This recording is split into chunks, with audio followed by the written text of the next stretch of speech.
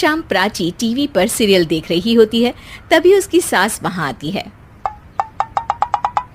अरे सीरियल में तो ऐसे मग्न है जैसे आज रात का खाना पड़ोसी आकर बनाएंगे।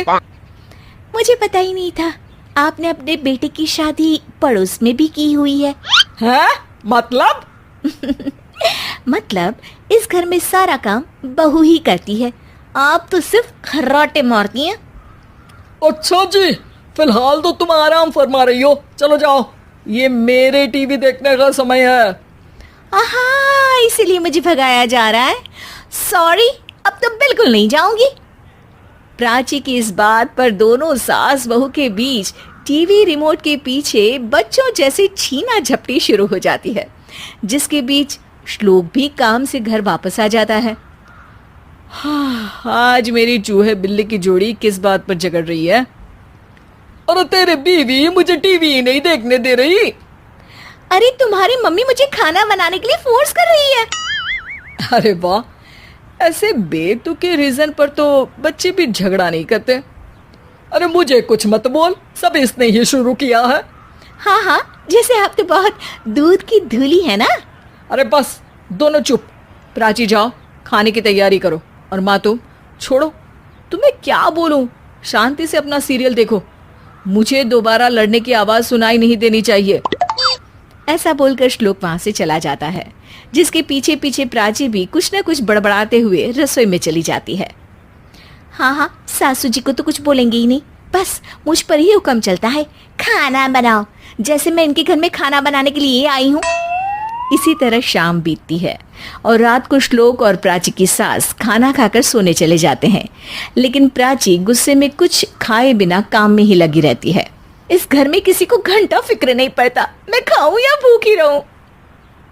प्राची कुछ देर के लिए रसोई से बाहर जाती है और जैसे ही वापस आती है तो वहां दूध का भरा ग्लास देखकर हैरान रह जाती है। फिक्र पूरी है, बस दिखाना नहीं है। प्राची दूध पीकर सोने चली जाती है और अगली सुबह एक बार फिर सास बहू का कार्टून नेटवर्क स्टार्ट हो जाता है। ये तुमने ही किया है। अरे अजीब जबरदस्ती है, मैं बोल रही हूँ मैंने कुछ नहीं किया। दोनों ने मिलकर पूरे घर को पागल खाना बनाया हुआ है। यहाँ कोई नॉर्मल इंसान तो रह ही नहीं सकता, इसीलिए अब पड़ोसी क्या रिश्तेदार भी घर आने से कतराते हैं। और सुन बेटे, तू भी चंगा, तेरी माँ भी चंगी, तेरी बीवी भी चंगी, रिश्तेदार। हाँ जी, आपको नहीं पता क्या, गंगाधर ही शक्तिमान है, रिश्तेदार ही। हाँ हाँ, बस समझ गया। कभी जानवरों जैसे लड़ेंगी तो कभी जुगलबंदी करेंगी। भाई मैं आप दोनों के बीच में नहीं फंसना चाहता। सास बहू की इस मनमौजी जोड़ी से परेशान होकर श्लोक अपना सिर खुजलाता वहां से चला जाता है। चलो अब मैं भी कीर्तन में जा रही हूँ।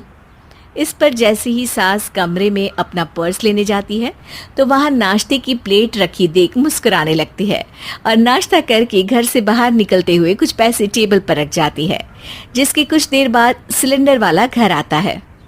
ओ मुरी मैया, मैं सिलेंडर के बारे में तो बिल्कुल भूल ही गई थी। घर खर्च के सारे पैसे भी मम्मी के पास है और श्लोक से बोला तो उल्टा 4 बात सुनाएंगे। प्राची ये सोच ही रही होती है कि अचानक उसका चेहरा चमक उठता है और वो घर में आकर इधर उधर देखने लगती है।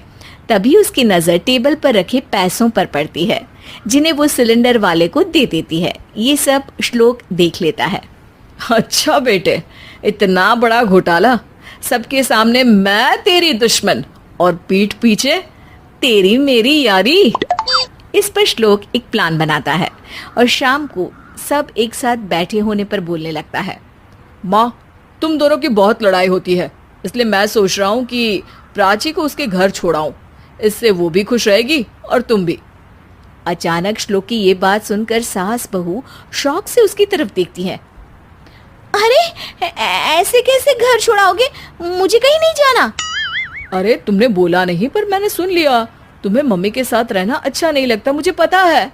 अरे वाह, अरे जब बहू खुद कुछ काम बोले तो वो तुझे सुनता नहीं, और अब जो इसने बोला ही नहीं वो तू समझ गया। जब उसे नहीं जाना तो फिर जबरदस्ती क्यों कर रहा है? अच्छा, फिर आपको मौसी के घर छोड़ाता हूँ, बस अब आप दोनों एक घर में एक छत के नीचे नहीं रह सकती। मैं इस टॉम एंड जेरी की जोड़ी को और नहीं झेल सकता। है? ऐसे कैसे नहीं रह सकते? तुम्हें इतनी दिक्कत है तो तुम्हारा बोरिया बिस्तर पैक कर देती हूँ, लेकिन मम्मी जी कहीं नहीं जाएंगी। बिल्कुल यही सुनना था मुझे। अगर दोनों में इतना ही प्यार है फिर हर वक्त ये लड़ाई का नाटक क्यों करती हो? देखा मैंने कैसे माँ किचन में दूध रखती है और तुम उनके लिए कमरे में नाश्ता रखती हो, और कैसे वो पहले ही तुम्हारी दिक्कत समझकर घर में पैसे रखकर बाहर जाती है।